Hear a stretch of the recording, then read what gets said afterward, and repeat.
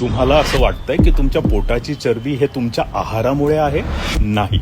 खरं तर तुम्ही दुर्लक्ष करीत असलेल्या या दैनंदिन सवयींमध्ये असण्याची शक्यता आहे.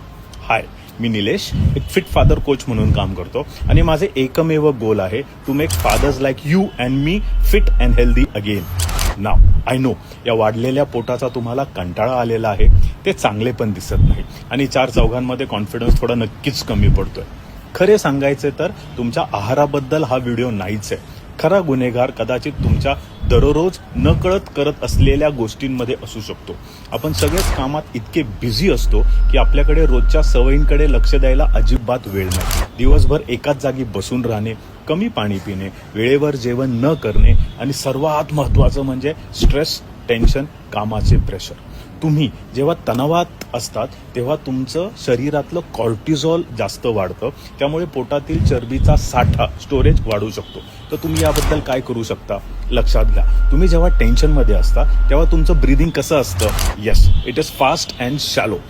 चांगल्या आरोग्यासाठी कमीत कमी 10 मिनिटे काढणे गरजेचं आहे.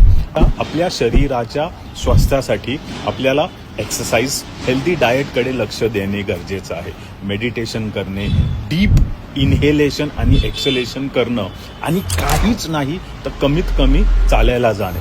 माझ्यावर विश्वास ठेवा, तुमचं शरीर आणि खास करून तुमचं पोट तुमचे आभार मानेल. चला तर मग ऑल द डॅड्स, पप्पाज, बाबा निरोगी होऊया आणि एक फिट आरोग्याकडे वाटचाल करूया.